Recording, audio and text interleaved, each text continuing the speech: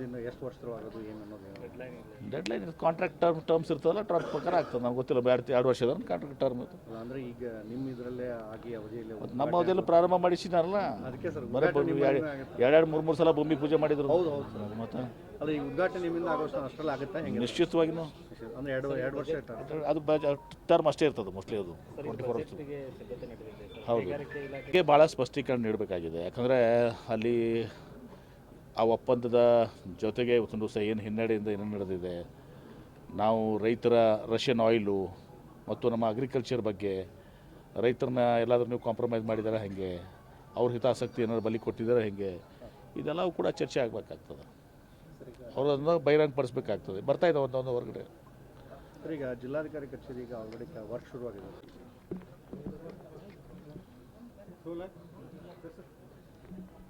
Sir ಈಗ ಇನ್ನೇನೆಲ್ಲ ಮುಗೀತು ಅಧಿವೇಶನ ಅಷ್ಟೊಂದು ಮತ್ತೆ ಸಿ ಎಂ ಸ್ಥಾನದ ಗುದ್ದಾಟ ಶುರುವಾಗಿದೆ. ಖುದ್ದು ಯತೀಂದ್ರ ಅವರು ಹೇಳಿದ್ದಾರೆ ಇಲ್ಲ ಸಿದ್ದರಾಮಯ್ಯ ಅವರು 5 ವರ್ಷ ಇದಾಗ್ತಾರೆ ಅಂತ. ನಿಮಗೇನು ಪ್ರಾಬ್ಲಮ್ ಅದ? ನಮಗೆ ಸರ್ ಯಾರು ಆಗ್ತಾನೋ ಕ್ಲಿಯರ್ ಆದ್ರೆ ಸಾಕಾಗುತ್ತೆ. ನಿಮಗೆ ಯಾಕೆ ಸರ್ ರಾಜ್ಯ ಜನ ಕೇಳಿಗತ್ತಾರೆ ಸರ್ ಮೊದಲೇ ಉಂಟಾಗಿದೆ. ನೋಡ್ರಿ ನಮ್ಮ ಒಂದೇ ಹೇಳ್ತೀನಲ್ಲ, ಯತೀಂದ್ರೂ ಇಂಪಾರ್ಟೆಂಟ್ ಅಲ್ಲ, MB ಪಾಟೀಲು ಇಂಪಾರ್ಟೆಂಟ್ ಅಲ್ಲ, ಮತ್ತೊಬ್ಬರು ಇಂಪಾರ್ಟೆಂಟ್ ಅಲ್ಲ. ಸಿದ್ದರಾಮಯ್ಯನವರು ಸ್ವತಃ ಹೇಳಿದಾರೆ ಕಾಂಗ್ರೆಸ್ ಹೈಕಮಾಂಡ್ ಏನು ಹೇಳ್ತಾರೆ ಅದು ಅಂತಿಮ ಅಂತ ಹೇಳಿದ್ದಾರೆ. DK ಶಿವಕುಮಾರು ಕಾಂಗ್ರೆಸ್ ಹೈಕಮಾಂಡ್ ಏನು ಹೇಳ್ತಾರೆ ಅಂತ ಹೇಳಿದ್ದಾರೆ. ಕಾಂಗ್ರೆಸ್ ಪಕ್ಷದಲ್ಲಿ ಹೈಕಮಾಂಡ್ ಈಸ್ ಸುಪ್ರೀಂ. ಸೊ ಹೀಗಾಗಿ ಆ ಸ್ಟೇಟ್ಮೆಂಟ್ನು ಕೂಡ ಯತೀಂದ್ರ ಅವ್ರದಿರಲಿ MB ಪಾಟೀಲ್ದು ದರ್ ಇಸ್ ನೋ ಮೀನಿಂಗ್, ಅದಕ್ಕೇನು ಅರ್ಥ ಇಲ್ಲ. ಕಾಂಗ್ರೆಸ್ ಹೈಕಮಾಂಡ್ ಇವತ್ತು ಸಹ ಏನು ಹೇಳ್ತದೆ ಅದು ಫೈನಲ್. ಶ್ರೀಮತಿ ಸೋನಿಯಾ ಗಾಂಧಿಯವರು, ರಾಹುಲ್ ಗಾಂಧಿಯವರು, AICC ಅಧ್ಯಕ್ಷರಾದ ಮಲ್ಲಿಕಾರ್ಜುನ ಖರ್ಗೆ ಅವರು, ಸ್ವತಃ ಸಿದ್ದರಾಮಯ್ಯನವರು ಹೇಳ್ಯಾರ ಹೈಕಮಾಂಡ್ ಏನು ಹೇಳ್ತದೆ ನಾನು ಕೇಳ್ತೀನಿ ಅಂತೇಳಿ. ಮುಗಿದೋಯ್ತಲ್ಲ, ನಿಮಗೇನು ತೊಂದರೆ ಇದೆ?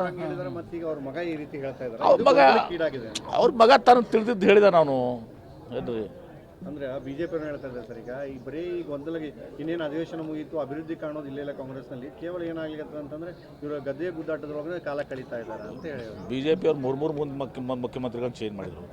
ಒಂದು ದಿವಸ ಯಡಿಯೂರಪ್ಪನ ಪೂರ್ತಿ ಟರ್ಮ್ ಮಾಡಿಕೊಡ್ಲಿಲ್ಲ. ಇವ್ರ ಕಡೆ ನಾವು ಬುದ್ಧಿ ಹಾಸ್ಕೋಬೇಕಾ? ಯಡಿಯೂರಪ್ಪನ ಒಂದು ದಿವಸ ಬಿಟ್ಟರೆ ಫುಲ್ ಟರ್ಮ್ ಅವ್ರನ್ನ ಬಿಟ್ರೆ 2 ವರ್ಷಕ್ಕೆ ಮುಗಿಸೇ ಬಿಟ್ರಲ್ಲ. ನಮಗೇನು ಹೇಳ್ತಾರೆ? ನಮ್ಮ ಸಿದ್ದರಾಮಯ್ಯವರು 5 ವರ್ಷ ಆಗಿ ಈಗ ಮತ್ತೆ 2.5 ವರ್ಷ ಆಗ್ಯದ. ಇದು ನಮ್ಮದು ಬುದ್ಧಿ ಇರ್ತಾರಂತ ಅದು ಹೈಕಮಾಂಡ್ ನಿರ್ಧಾರ ಮಾಡ್ತಾರೆ. ಈಗ ರಾಜ್ಯಾಧ್ಯಕ್ಷ ನಿಮ್ಮ KPCC ರಾಜ್ಯಾಧ್ಯಕ್ಷ ಹೇಳ್ತಾ ಇದ್ದಾರೆ ನಮ್ಮ ಹೈಕಮಾಂಡ್ ಏನಿದ್ರು ಯತೀಂದ್ರ ಅವ್ರಿಗೆ ಅಂತ. ಯಾವ ಮಾತದ ಹೇಳಿದಾರೆ? ಯತೀಂದ್ರ ಅವ್ರು ಹೇಳಿದಾರೆ ಹೇಳಿದಾರೆ ಹಂಗೆ ಅಲ್ಲ, ಅವರೇ ಹೈಕಮಾಂಡ್ ಅಂತ ಇದ್ದಾರೆ. ಮತ್ತು ಹೈಕಮಾಂಡ್ ಹಿಂಗೆ ಹೇಳ್ತಾ ಇದ್ದಿಲ್ಲ. ನಮ್ಮ ಹೈಕಮಾಂಡು ಶ್ರೀಮತಿ ಸೋನಿಯಾ ಗಾಂಧಿಯವರು, ರಾಹುಲ್ ಗಾಂಧಿಯವರು, AICC ಅಧ್ಯಕ್ಷ ಅಂತ ಶ್ರೀ ಮಲ್ಲಿಕಾರ್ಜುನ ಖರ್ಗೆ ಅವರು, ಯಾರವರು ಹೈಕಮಾಂಡ್.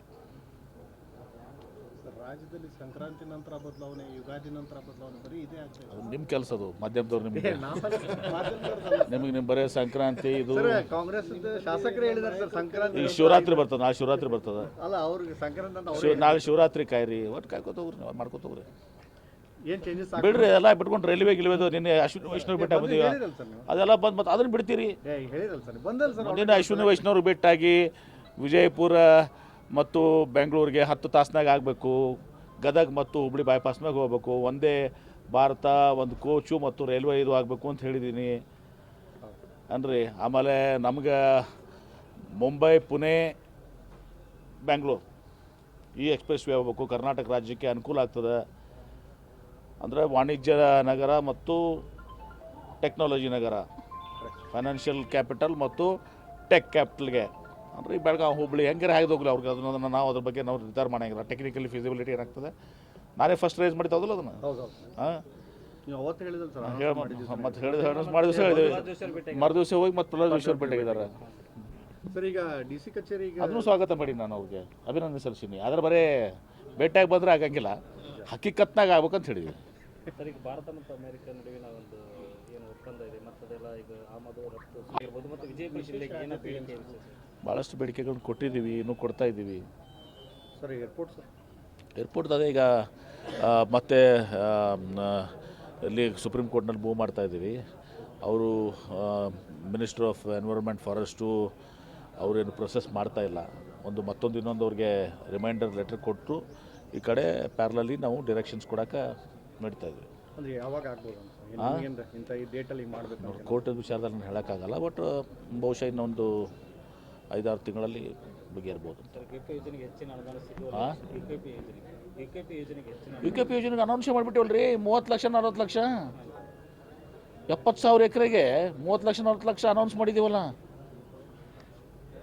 ಬಜೆಟ್ ಕೇಂದ್ರ ಸರ್ಕಾರದವ್ರು ಮಾಡಬೇಕಾಗಿತ್ತು ನ್ಯಾಷನಲ್ ಪ್ರಾಜೆಕ್ಟ್ ಅಂತ ಹೇಳಿ ಗೆಜೆಟ್ ನೋಟಿಫಿಕೇಶನ್ ಮಾಡಬೇಕಾಗಿತ್ತು.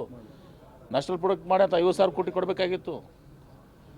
ಅವ್ರೇನು ಕೊಡ್ತಾರೆ, ಇನ್ನು ಹಳಿದೇನೆ ಕೊಟ್ಟಿಲ್ಲ. ಅಪ್ಪರ್ ಭದ್ರ ಅದು 5,000 ಕೋಟಿ 3 ವರ್ಷದ. ಅವ್ರು ಹೇಳಿದ್ದಾರೆ ಸಿಎಂ ಆಕಾಂಕ್ಷಿ ಇದ್ದಾರೆ MB ಪಾಟೀಲ್ರು, ಅವರು ಆಗಲಿ ನಮಗೆ ಖುಷಿ ಆಗುತ್ತೆ. ನಮ್ಮ ಪಾರ್ಟಿದಾಗ ನೋಡಪ್ಪ, ಆ ರೀತಿ ನನ್ನ ಬಗ್ಗೆ ಮಾತಾಡ್ತಾರೆ. ನಾನು CM ಆಕಾಂಕ್ಷಿ ಅಂತಲ್ಲ, ಯಾರೂ ರಾಜಕೀಯದಾಗ ಸನ್ಯಾಸಿಗಳಲ್ಲ. ಆದರೆ ಸ್ವಯಂ ಘೋಷಿತ ನಾನೇ ಮುಖ್ಯಮಂತ್ರಿ ಆಗ್ತೀನಿ ಅಂತ ಹೇಳುವಷ್ಟು ಮೂರ್ಖನ ಅಲ್ಲ. ನಮ್ಮ ಪಕ್ಷದಲ್ಲಿ ಹೈಕಮಾಂಡ್ ಇದೆ. ಹೈಕಮಾಂಡ್ ಯಾರನ್ನ ಬಯಸ್ತದೆ ಕಾಲಕ್ಕೆ ಅವರು ಮುಖ್ಯಮಂತ್ರಿಗಳು ಆಗ್ತಾರೆ. ಹೀಗಾಗಿ ನಾನು ಸ್ವಯಂ ಘೋಷಿತ ಮುಖ್ಯಮಂತ್ರಿ ಅಂತ ಹೇಳ್ಕೊಳಕ್ಕೆ ನಾ ಹೋಗೋದಲ್ಲ. ಅವಕಾಶ ಸಿಕ್ಕರೆ ಅದು ಹೈಕಮಾಂಡ್ ನಿರ್ಧಾರ ಮಾಡ್ತದಲ್ಲ ಅನ್ರಿ.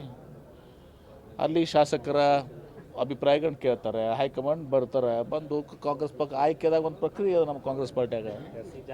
ಇದು ಯತ್ನಾಳ್ ಹೇಳಿದ್ರೆ ಇನ್ನು ಯತ್ನಾಳ್ ಇರ್ತದೆ, ಅವ್ರಿಗೆ ಸ್ವಯಂ ಘೋಷಿತ ಮಾಡ್ತಾರೆ. ಅವ್ರು ಇನ್ನೂ ಅವ್ರು BJP ಅದಾರೋ ಅಥವಾ ಅವ್ರು BJP ಹೊರಗೆ ಹಾಕ್ಯಾರ ಅವ್ರಿಗೆ ಗೊತ್ತಿಲ್ಲ. ಎಷ್ಟೋ ಸಲ ನಮ್ಮ BJP ಅಂತಾರೆ ಅವರು.